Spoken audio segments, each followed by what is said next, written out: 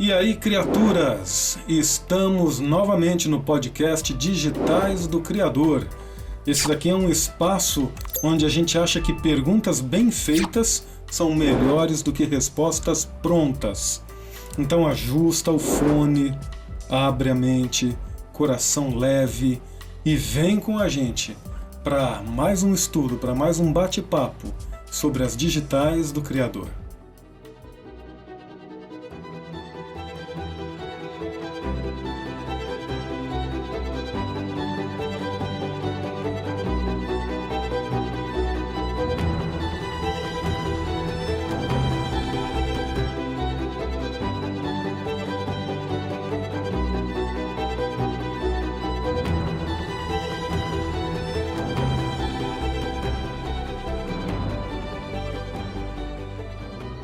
Oi, gente, tudo bem? Olá, tudo bem? Ótimo. Estão de volta, não é? Estamos de volta. Já participaram de episódios anteriores. E que bom ter vocês aqui juntos, viu? Prazer é tudo nosso. Uma alegria, obrigado por aceitarem o convite. E obrigada. E eu fiz questão de que vocês participassem juntos, né? Porque muita gente por aí não sabe, só os alunos de vocês, né? Mas vocês são um casal. Sim. É isso aí. Mesmo? É o professor e professora, os dois da área de ciências, de biologia. Sim. E são casados. É isso aí. Unidos pela biologia. Unidos pela biologia. Aí. Quando é que começou essa história, gente? Bom, a maioria das pessoas, quando nos conhecem, acha que nós fizemos o curso juntos, mas na verdade não. Então não sabia. Aí, nós dois estudamos no NASP, né, Campus São Paulo. Então foi o mesmo campus ali. Mas nós não éramos da mesma sala, da mesma turma. Nós éramos de turmas diferentes. E na verdade, eu me formei sem conhecer o Andrei. E o que nos uniu foi a educação. Porque a gente se conheceu numa escola. Olha só, nome da escola? Lá no Colégio Adventista. Ellen White, no Capão Redondo, em São Paulo. Isso aí. Queria ver se você lembrava ainda. Elas sempre fazem testes, né, sim, pronto. Mandei bem. E aí, nós nos conhecemos lá no colégio. E aí eu já era formada, o André ainda estava finalizando o curso. E aí a gente se conheceu lá. Isso aí. Que legal. E vocês já estão juntos, casados há quanto tempo? Nós vamos fazer 10 anos no próximo ano. 10 anos. Janeiro de 2026, 10 anos. Olha, janeiro, que legal. Então, eu me identifico muito com vocês porque eu também sou casado com uma bióloga. Olha sou só. Biólogo, só que nós estudamos juntos, na mesma sala. A gente foi da primeira turma de biologia lá do antigo IAE, né? Hoje o NASP São Paulo. E nós nos encontramos ali. Não foi amor à primeira vista, não foi, mas ali o tempo foi passando, a gente foi se conhecendo, e depois de um curso de criacionismo, a gente estreitou ali os laços de amizade, surgiu um sentimento mais profundo, e a gente está completando esse ano 33 anos de casados. Olha que só. Legal. E a biologia nos une também, viu, professor? Isso aí. Olha, muito bom, hein? Ela gosta mais de planta, eu gosto mais de bicho, mas a gente gosta de natureza. Os filhos gostam muito também da natureza, o filho mais novo resolveu fazer biologia. Então, assim, é uma casa biológica. Uma família biológica. Que legal, gente. Muito bom ter vocês aqui, viu? Bom, a nossa filhinha ainda tem 6 anos. Ela ama as aulas de ciências. Vamos ver se vai continuar assim para perpetuar a biologia aí também na família. Vamos ver. A gente não tem como. A gente acaba passando a nossa paixão para eles. Não é? E é uma probabilidade muito alta. É inevitável, né? A minha filha, apesar de amar a natureza, os seres vivos, ela não tem medo de bichos e tal, mas ela escolheu a área de marketing, de comunicação. Né? Mas está dentro ainda das aventuras da biologia. Isso mesmo. Gente, durante essa temporada, nos últimos 6 episódios, a gente estudou sobre a origem da vida. E uma pergunta que eu fiz algumas vezes foi: por que o ser humano, por que os cientistas, por que os filósofos, por que os grandes pensadores se preocupam tanto com esse tema da origem da vida? Por que é importante saber isso? Professor, isso desperta curiosidade, isso desperta em nós pensamentos paradoxais, né? Que nos levam a tentar entender por que eu estou aqui, de onde eu vim e para onde vou. São 3 perguntas assim que dão um norte, né, na nossa vida quando a gente chega até as respostas dessas perguntas. Então, de forma natural, né, e automática, nós seres humanos somos compelidos e induzidos a pensar a respeito disso. São inquietações religiosas, filosóficas, porque não científicas, é claro, né, que nos fazem aí tentar chegar até um norte, e cada um chega numa conclusão própria baseado nas suas experiências de vida e em outras coisas também, né? E eu acredito que o ser humano ele busca por uma identidade. Por que eu estou aqui? Então eu acho que essa busca por uma identidade gera curiosidades e reflexões e pensamentos sobre isso, né? As implicações sobre essa resposta, né? De onde eu vim? Por que eu estou aqui?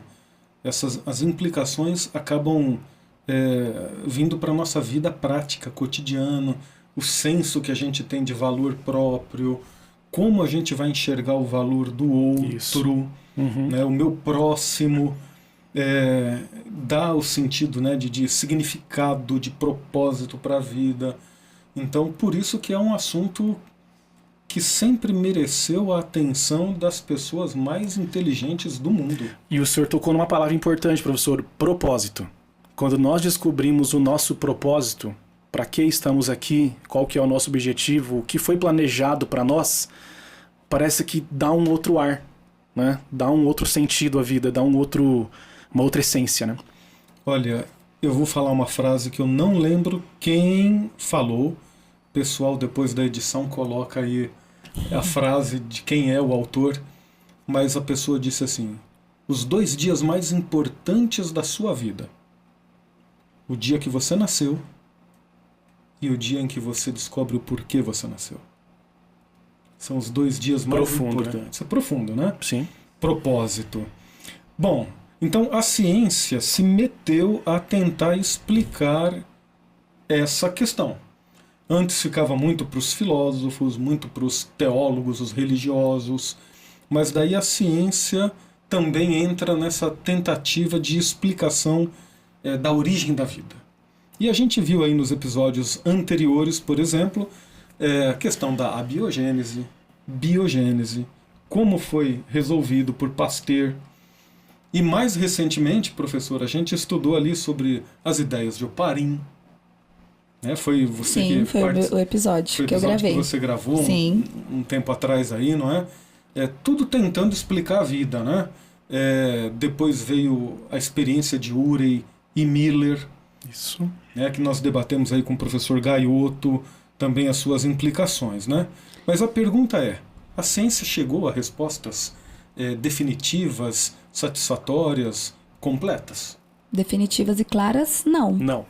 Porque eu acho que a ciência ela vem para tentar entender e colocar de uma forma mais prática um norte, né? O que é e como surgiu. Por isso, os experimentos. Então, foi feito várias tentativas para entender como tudo isso aconteceu e como tudo isso começou. Mas nós não temos respostas. Existe muito mistério ainda em volta, né, da origem da vida, desse tema, dessa temática. A ciência não esclareceu definitivamente a origem da vida. Não esclareceu. Não, ela deu nortes, né?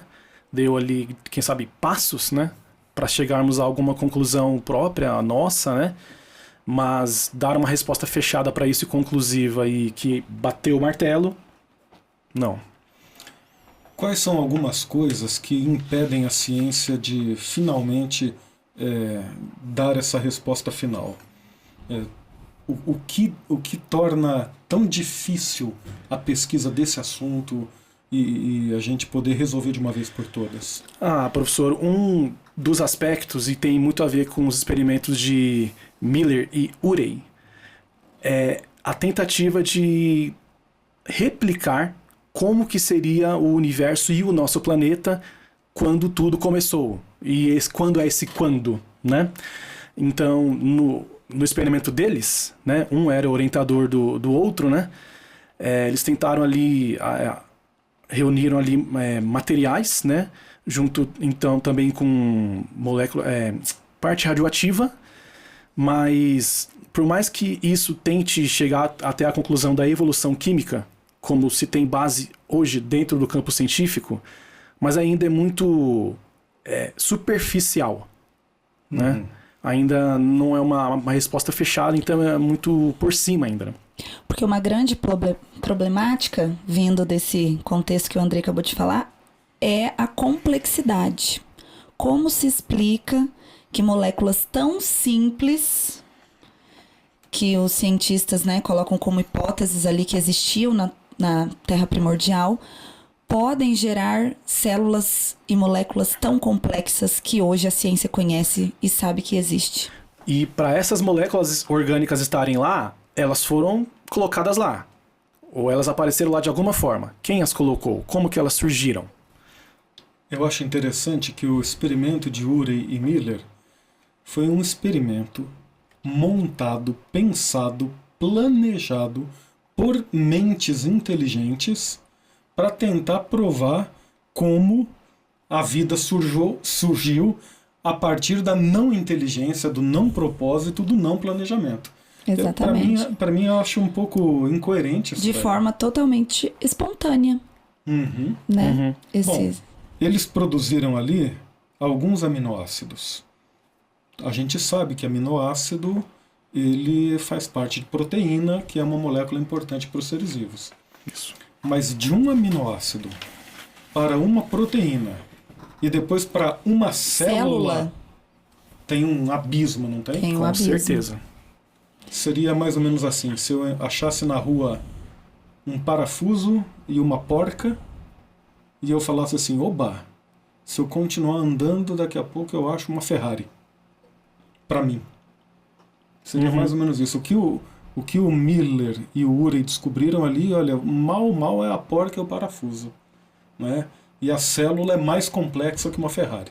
E pegando esse gancho aí do exemplo que você mencionou, professor, do parafuso e da porca, qual foi o mecanismo prático, a engenharia, que fez com que a porca e o parafuso se rosqueassem? Tem que ter o mesmo diâmetro, tem que ter a mesma rosca. Exatamente. Para fazer todo o mecanismo ali do motor e as peças e a lataria para chegar na Ferrari. Pois é. E tem toda essa complexidade dentro desse contexto de como surgiu uma primeira célula, com todas as suas estruturas, com a membrana, com material genético. Se a gente pensar uma molécula de DNA com bases nitrogenadas, com tanta complexidade, como isso pode ter surgido de uma forma espontânea, juntando moléculas orgânicas apenas? Olha, hoje o nosso conhecimento da estrutura da célula, da composição da célula, da bioquímica, é um conhecimento muito avançado, comparado ao Oparin, Miller e Urey. Então, hoje, se um cientista juntar nas proporções corretas, né, os aminoácidos, as proteínas, os açúcares, as gorduras, as vitaminas, os ácidos nucleicos, se ele conseguisse colocar tudo isso na proporção certa, talvez até montado dentro de uma membrana, igual a uma membrana de uma célula, ainda assim, essas coisas estariam juntos, mas eu poderia dizer que estão vivas? Não. Não, é o início, com certeza, né? não. É quase que um marco zero. E se isso fosse possível, com certeza a ciência já teria publicado sobre isso. Eu fico pensando, né? Você tem todas as moléculas certinho lá, mas elas precisam, de repente, começar a interagir de forma correta, de forma harmônica, uma ajudando a outra, sinérgico, E isso a gente não consegue. Simultâneo, estando num ambiente favorável, numa zona confortável e habitável para elas, né? Uhum. Para que assim comece assim a se estipular o início de como que os seres vivos apareceram, surgiram. Bom, nós temos também uma outra problemática, que é o paradoxo do metabolismo. O metabolismo é como as células funcionam, como o organismo de um ser vivo funciona. E é muito complexo. Tem muitas moléculas envolvidas, tem muitas reações químicas envolvidas, tem muitos elementos envolvidos. É muito complexo. E aí a gente cai naquela mesma ideia de quem veio primeiro, o ovo ou a galinha. É mais ou menos Porque isso. para responder isso, né? A galinha veio do ovo. Mas o primeiro ovo, de onde surgiu? Né? Veio de uma galinha. Então, voltei. pensando no metabolismo, todas essas reações químicas que acontecem dependem de moléculas. E uma dessas moléculas são as enzimas. E as enzimas são tipos de proteínas. Só que para eu ter uma proteína, eu preciso de um gene. E esse gene está dentro do material genético, que é um DNA, um RNA, uma síntese proteica. Só que como eu vou ter genes, para eu ter genes eu também preciso de um metabolismo vivo antes para formar esse gene. Eu preciso de proteínas que ajudam na duplicação, na replicação do DNA. Ou seja, a gente entra nesse ciclo que é muito difícil da ciência explicar. A questão do metabolismo, eu falo para os alunos, né? Metabolismo é o conjunto de reações químicas de um ser vivo. Sim. Parece uma definição tão simples. Mas eu vou falar, que laboratório do mundo já conseguiu reproduzir fotossíntese? Uma folha de uma árvore faz um metabolismo, faz ali uma reação incrível que é simplesmente a gente não de consegue... absorver luz e transformar isso em alimento. Exatamente. Olha que coisa incrível. Então, isso é um metabolismo, né? O metabolismo é eu comer arroz e feijão e eu ter uma sequência de desmontar esses alimentos através do meu tubo quebrado digestivo. em moléculas menores. Corretas, cada uma no seu lugar, o pH, a enzima, tudo isso daí para poder acontecer a digestão, né? A respiração celular, né? Nossa, dentro da mitocôndria você ter o oxigênio, você ter ali a glicose. E essas moléculas elas são quebradas perfeitamente para que o ciclo aconteça. Isso aí. Então, esse paradoxo do metabolismo, bem lembrado Então, gente, essa questão aí do metabolismo é tão complicada que alguns cientistas falaram assim, aqui nessa Terra, no nosso planeta, a gente não consegue explicar a origem da vida. Daí eles deram um jeitinho de solucionar essa questão transferindo a origem da vida para fora do planeta Terra. Tem até um nome essa teoria, professor, como que é? Panspermia. Panspermia. É a panspermia. Na tentativa de, como o senhor falou, né? Transferir o problema, né? Então, já que eu não consigo responder aqui com bases concretas, possivelmente não foi na Terra. Então, foi fora dela. Então, é a panspermia. Ok? Então, a vida teria surgido de algum outro mecanismo, alguma outra engrenagem... que a gente não conhece. Desconhece, né? E aí foi lá fora da Terra. Então, é realmente algo muito complexo que foge ao nosso entendimento, ao nosso alcance.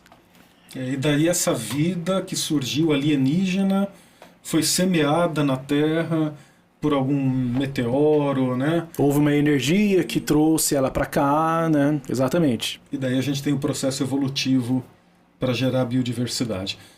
Essa ideia da panspermia, ela é interessante, assim, ela não resolve o problema, né? E como até hoje os cientistas gastam um tempo, gastam milhões de dólares procurando vida fora da Terra. Exatamente. Existe até um estudo bem recente, desse ano, né? Foi publicado em abril de 2025, alguns pesquisadores da Universidade de Cambridge. Eles anunciaram que eles estudaram um exoplaneta que tem o nome de K2-18b. localizado a 120 anos-luz da Terra. Você sabe quanto que dá 120 anos? 120 anos-luz da Eu Terra? procurei. Eu não fiz, sei essa conta de muito cabeça. longe, né? Quanto? Mais ou menos 1 quatrilhão de quilômetros. Nossa, eu não sei nem quantos zeros tem em um Esse quatrilhão Então, de quilômetros veja bem, né? da Terra. Veja bem o otimismo. Tá difícil de eu descobrir como é que a vida surgiu aqui. Mas aí eu vou dar opinião sobre a vida aparecendo num planeta a 1 quatrilhão de quilômetros. E se a gente tem uma tecnologia deste tamanho, mesmo assim, ainda aqui no planeta Terra, muitas respostas, muitas perguntas, não tivemos respostas ainda. E também, professor, o senhor fez o cálculo aí e chegou nessa numeração gigantesca.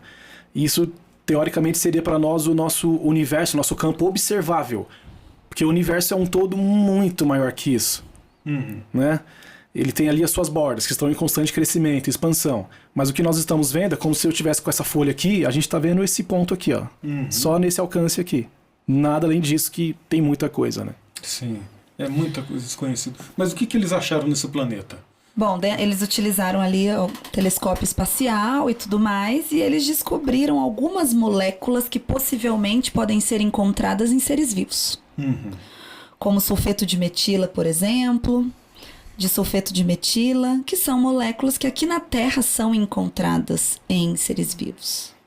Especialmente no fitoplâncton, marinho. Isso, são produzidos por atividade biológica, né? Por metabolismo. Metabolismo. Eu estava estudando um pouquinho como que isso é feito, né? É muito interessante. Então, por exemplo, vamos supor que Marte passe na frente do Sol. Aí, os raios do Sol atravessam a atmosfera de Marte, interagem com as moléculas dessa atmosfera e vai sair uma bioassinatura, vai sair cores desse raio de Sol que eu posso captar aqui, e pelas cores, pela mudança das cores ali, eu posso mais ou menos detectar quais são os gases presentes na atmosfera de Marte. Mas eu estou falando de um vizinho. Eles usaram a mesma coisa com o telescópio espacial James Webb na atmosfera desse planeta. Então esse planeta, quando ele passou na frente da estrela, lá de onde ele está, que seria o nosso Sol, né? Para nós, mas era uma outra estrela, quando ele passou na frente, então os raios daquela estrela passaram pela atmosfera, foram capturados pelo telescópio James Webb. E aí eles analisaram o espectro de cores, e daí eles puderam supor que substâncias estavam naquela atmosfera. Doido, né? Muito complexo também. Eu acho admirável a que nível a ciência consegue investigar. É impressionante, né? Mas desse resultado para afirmar que aquilo que um ali possível ser vivo exista naquele planeta, existe um... E que teria originado vida aqui no nosso planeta, exatamente. Muito, daí é bem, bem distante do que a gente acredita, né?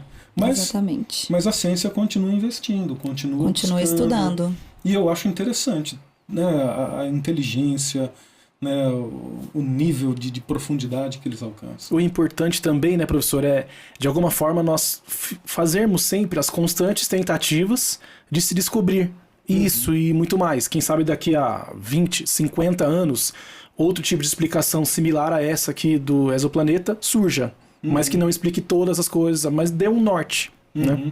Perfeito. Gente, pela primeira vez aqui nos nossos podcasts, nós teremos um convidado especial. Esse convidado, ele não está aqui junto com a gente, mas nós vamos assistir ele falando lá dos Estados Unidos. Eu queria apresentar para vocês um amigo meu, o Klebert, é o doutor Klebert Feitosa, e eu queria falar um pouquinho do currículo, um resumo do currículo do Klebert, tá?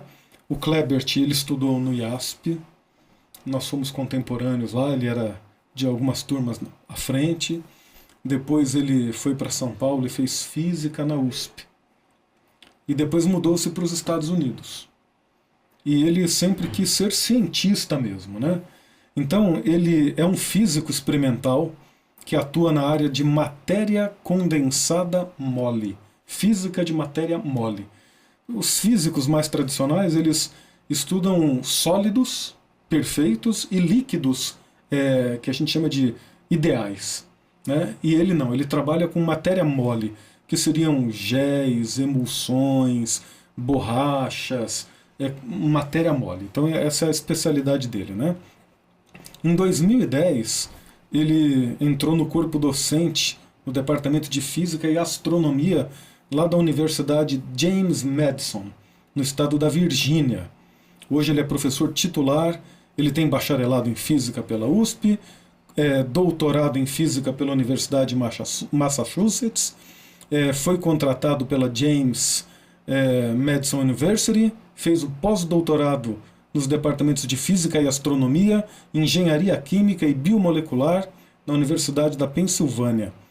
Trabalhou como cientista em multinacional, numa farmacêutica, depois foi pesquisador visitante lá na Dinamarca, e durante os seus 15 anos nessa universidade, ele já supervisionou mais de 40 estudantes em projetos de pesquisa, continuam ali suas investigações em pós-graduação e desenvolvimento industrial. Ele se tornou coordenador de iniciação científica na universidade, trabalhou também como diretor interino do Departamento de Prêmios, Iniciativas e Pesquisas Estudantis, desenvolvendo a parte acadêmica dos alunos. Durante a sua carreira científica, ele já recebeu dinheiro para poder fazer as suas pesquisas, né? Mais de $1 milhão. $1 milhão em financiamento para fazer as suas pesquisas. Ele é educador, ele é pesquisador, e já recebeu até um prêmio Roberts Endowment for Faculty Excellence, com o meu sotaque de inglês. Abrasileirado. Isso. Então esse é o Klebert. E ele vai colocar para a gente algumas ideias, algumas posições sobre o que ele pensa dessa questão da origem da vida e de como é importante a gente estudar esse tema. Então vamos assistir juntos. Bom, primeiro eu gostaria de dizer que a minha formação em física é na área de matéria condensada e definitivamente não na área de astrobiologia. Então, a perspectiva que eu vou apresentar para vocês não é de um especialista na área, especialmente na área que se relacionada ao surgimento da vida. Na questão da origem da vida, até onde eu saiba, isso é um mistério para a ciência e é uma das coisas que os cientistas têm tentado resolver.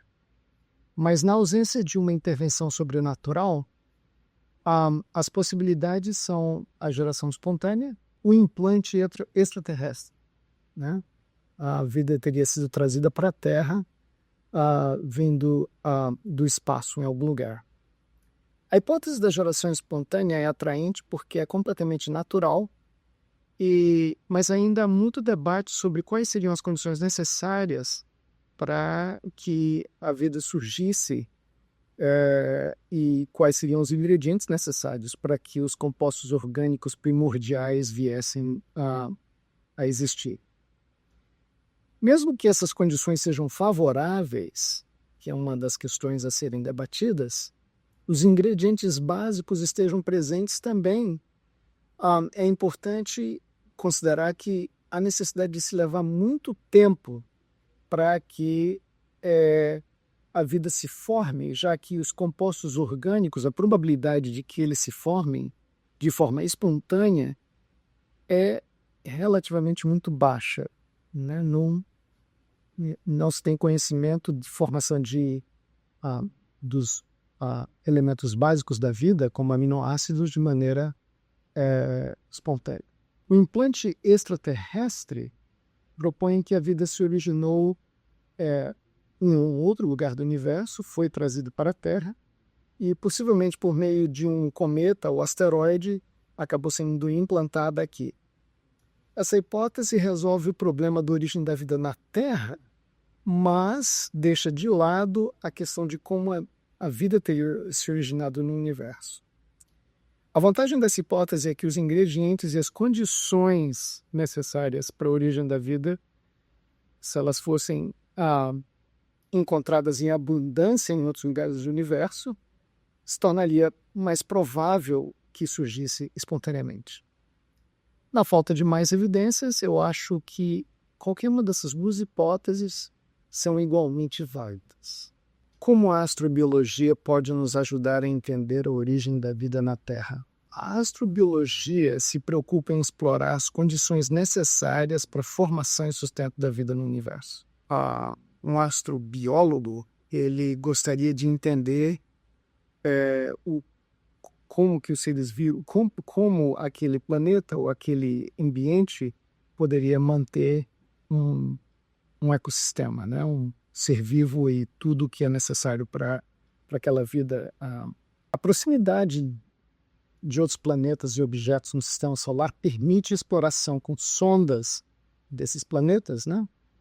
E objetos, e identificar com muita precisão não somente os elementos químicos e as moléculas presentes, mas também as condições atmosféricas, superfície do planeta, subterrâneas, etc., e até a investigação da história pregressa desses corpos celestes, né? E dos próprios elementos e das condições que existiam nesses lugares, para a gente tentar descobrir se eles foram favoráveis à vida. Para os corpos celestes que estão mais distantes, os cientistas geralmente usam espectroscopia, que é a ciência que estuda a absorção e reflexão da luz, geralmente na atmosfera do planeta.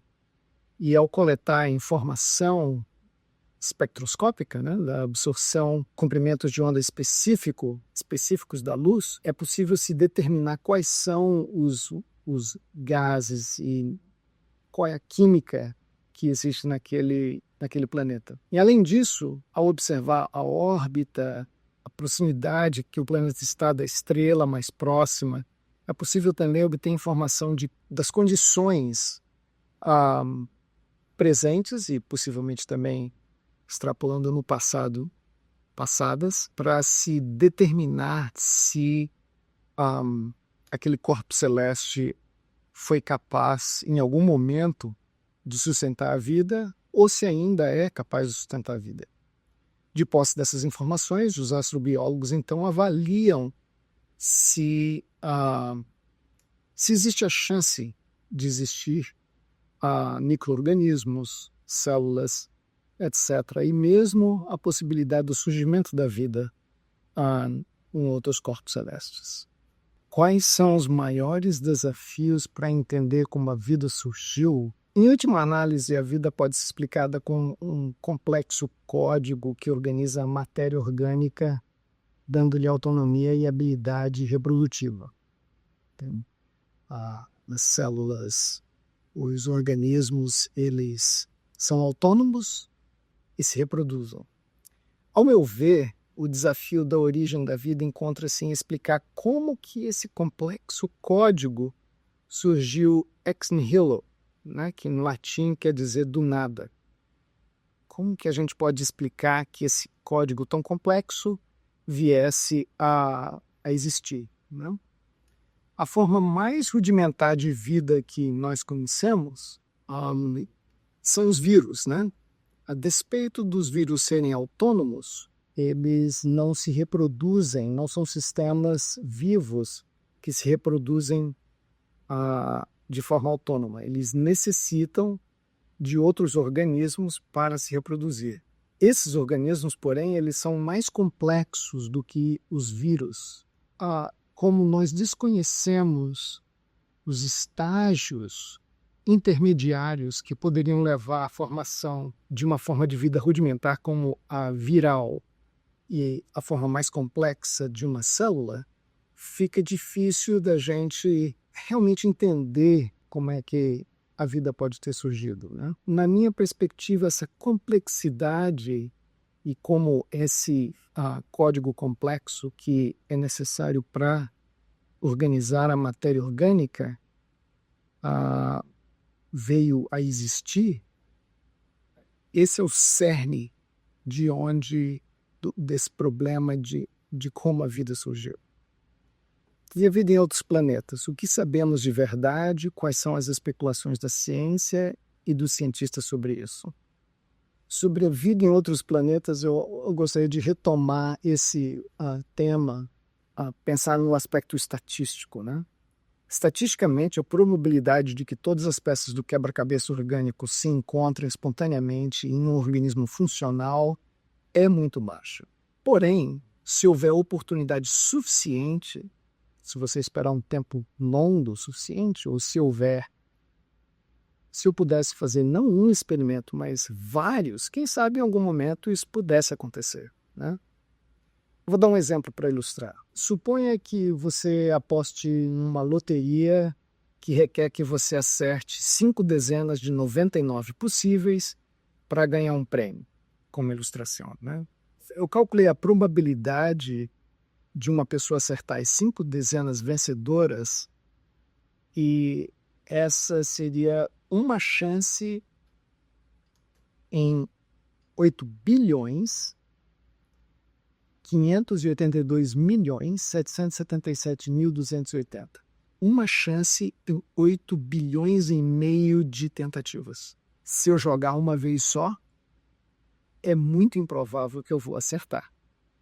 Mas se todos os 7 bilhões de habitantes deste planeta jogarem, a probabilidade de uma pessoa conseguir acertar as 5 dezenas selecionadas da loteria seria de aproximadamente 80%. O que eu estou querendo dizer, essencialmente, é que se a probabilidade do surgimento da vida é baixa em condições naturais, um número gigantesco de planetas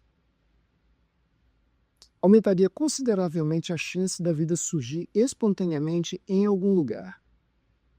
E, nesse sentido, é muito mais plausível imaginar que, com um número astronômico de galáxias, cada uma contendo um número gigantesco de sóis e planetas, quem sabe a vida poderia surgir ex nihilo, do nada. Mas essa é só uma análise estatística e matemática. Seria possível?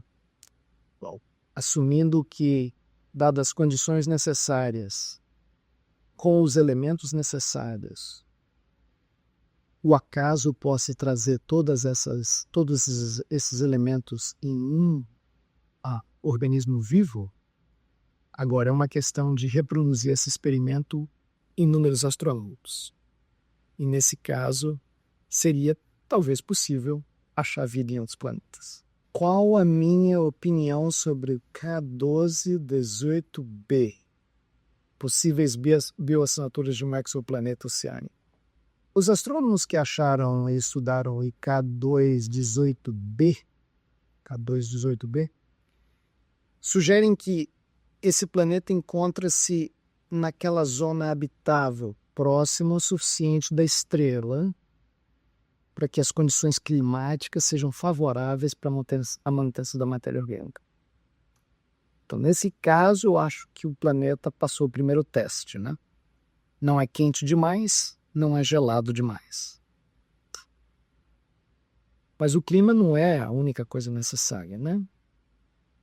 Foi encontrado também nesse planeta vapor d'água, que sugere que haja água no planeta, que é um elemento absolutamente essencial para a manutenção da vida como a conhecemos, né?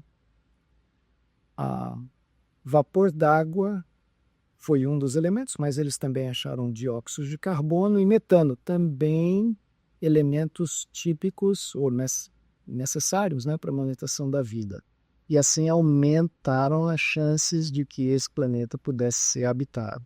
Recentemente, o James Webb Telescope descobriu, então, traços de uma matéria, de uma molécula, DSM, né, de dinetilsulfide, não sei como é que fala isso em português, e alguns cientistas atribuem esta matéria orgânica essa molécula como sendo resultado da existência, derivado de matéria orgânica, né? Mas eu acho que existe debate ainda a respeito dessa bioassinatura, porque é possível gerar essa molécula, mesmo que não haja matéria orgânica presente, né? Dessa forma, nenhum dos fatos, todos eles, de certa forma, contribuem para a empolgação de ter um planeta habitado, mas eles não são incontestáveis para demonstrar a presença de organismos vivos no planeta. Como eu vejo isso? Bom, na minha opinião, como deve ser a opinião de qualquer cientista que se preze, a necessidade de se ter bastante, uma boa dose, digamos assim, né, de ceticismo. E cientista, ele deve ser um indivíduo cético, por definição. A necessidade de busca de mais evidências para se determinar de fato se esse planeta hospeda a vida como conhecemos. Então, cientistas não devem simplesmente aceitar a primeira hipótese provida, né? A necessidade de se testar outras hipóteses, de onde pode ser que este material orgânico esteja vindo. Mas a busca continua, né? Esse é o prêmio do cientista, né? Eliminar todas as falsas indicações para definir o que é a verdade. O júri ainda está não terminado, né? A necessidade de se demonstrar efetivamente de que esse planeta tem, de fato, material orgânico.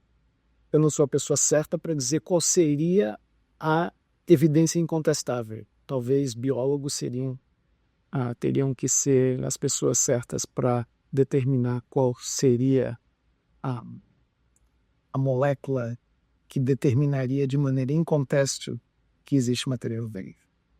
Existe a possibilidade de recriar o processo de origem da vida em laboratório? Recriar a origem da vida em laboratório. Bom, suponha que a vida tenha surgido espontaneamente num planeta. Vamos assumir que isso seja verdade e possível.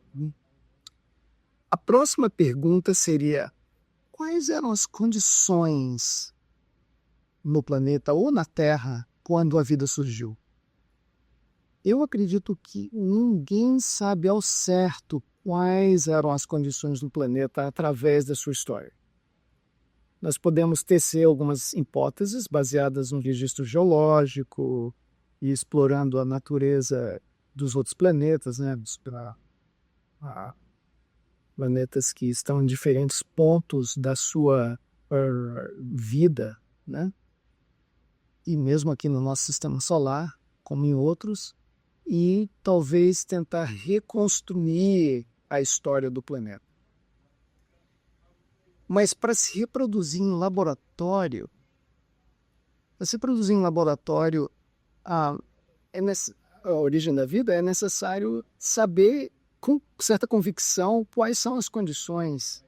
E eu acho que nós não sabemos no momento exatamente quais eram essas condições. Existem algumas hipóteses, algumas sugestões baseadas nas evidências geológicas e outros estudos feitos, né? Mas mesmo que nós soubéssemos exatamente quais eram as condições e quais eram os elementos presentes no momento primordial, né, da origem da vida, ainda existe uma outra dificuldade. Sob condições ideais, espera-se que seja relativamente difícil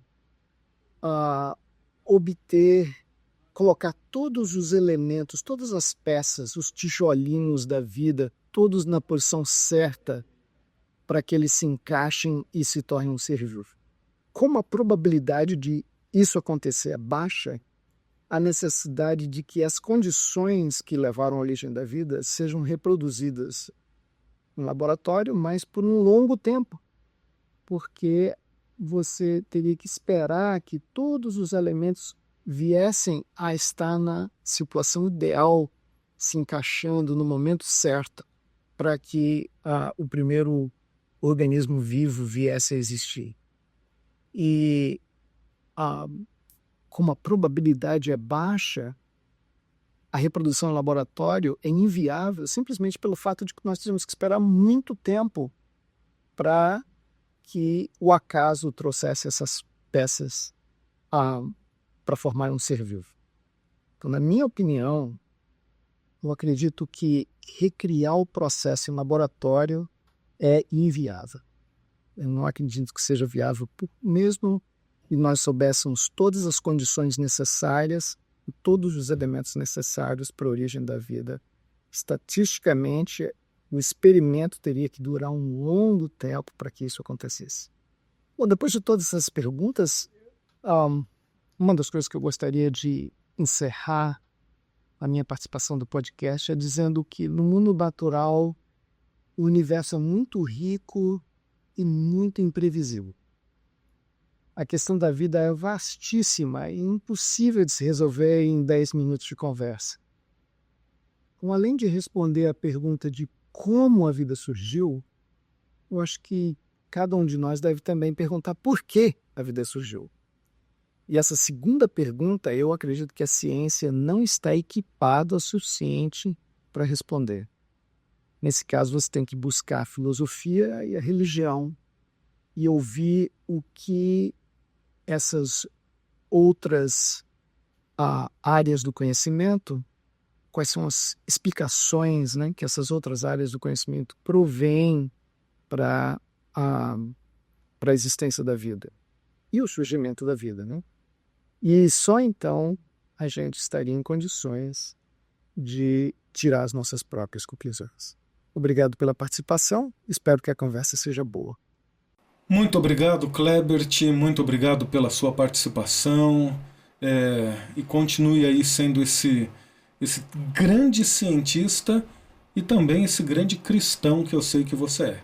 É uma inspiração para a gente, uma inspiração para os alunos das escolas adventistas, não é?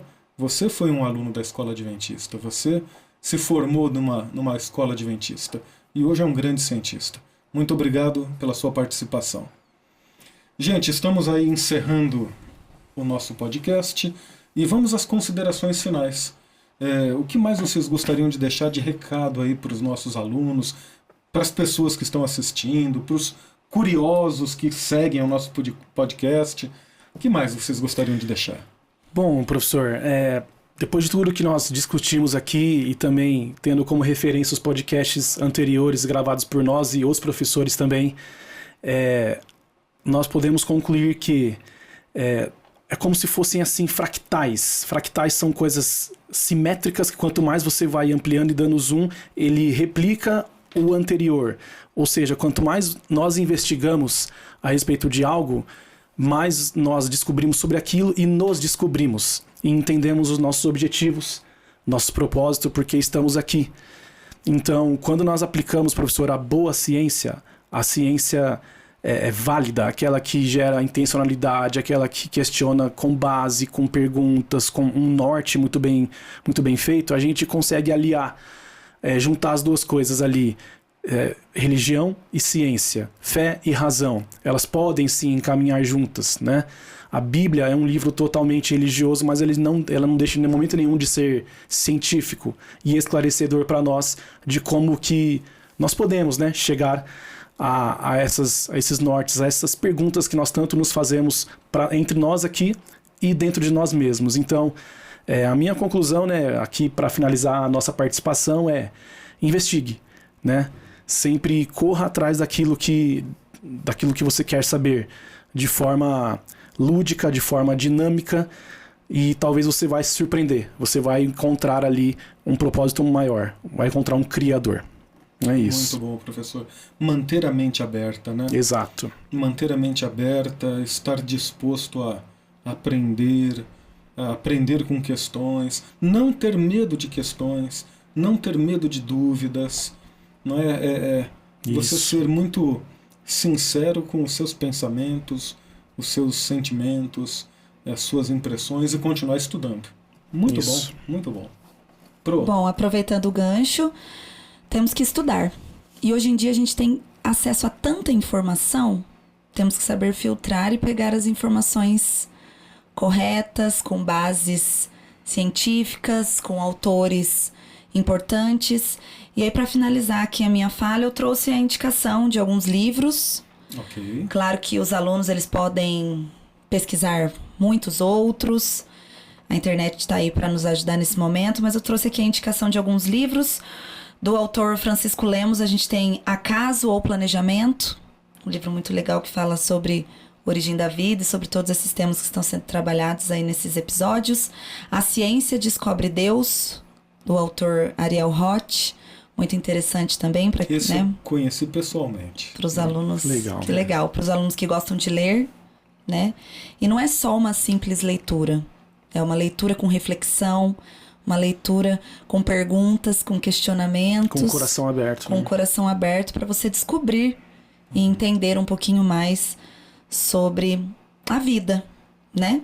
Eles Criam em Deus, do autor Rodrigo Silva. Eu até utilizo esse livro para fazer uma atividade com os alunos lá na escola sobre a biografia dos cientistas criacionistas e eles ficam assim deslumbrados de ver quantos cientistas famosos que acreditavam em Deus e acreditavam No plano superior. que toda essa complexidade vinha de algo. Não viam nenhuma controvérsia entre fé e investigação. Exatamente. Exato. Eles levavam numa boa. Investigavam e acreditavam. Exatamente. E para terminar, no outro podcast que eu gravei com a minha aluna, Isabelle, a gente trouxe esse livro e eu trouxe novamente para mostrar para vocês a história da vida de Michelson Borges. É bem legal, ele fala muitas coisas interessantes aí sobre a origem da vida. Fica a dica para vocês estudarem e aprenderem cada vez mais. E um abraço para os nossos alunos lá de Mogi Guaçu. Um abraço isso para todos os mesmo. alunos Jovens. Muito bem, gente. Mogi Guaçu está bem servido de professores. Muito obrigado pela presença de vocês. Muito obrigado pelo carisma, pela dedicação, pela paixão que vocês mostraram aqui sobre esse assunto tão importante. E eu espero que mais para frente a gente volte a sentar aqui para um bate-papo. Sim, com dentro certeza. dessa área aí. Nós que Tá bom? agradecemos o convite, foi um privilégio estar aqui, foi muito legal esses momentos aqui de aprendizado junto com vocês.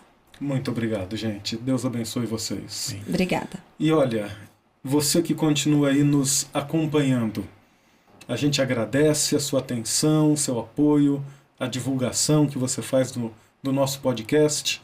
Nós encerramos hoje aqui essa temporada sobre origem da vida. Daqui a 15 dias começamos uma nova temporada, um novo tema: teorias evolucionistas. Vocês acham que vai ter bastante assunto para conversar? Nossa, com certeza. Perguntas, respostas, conclusões. Muito bem. Vai ser muito interessante. Continua nos seguindo, nos vemos no próximo episódio do Digitais do Criador.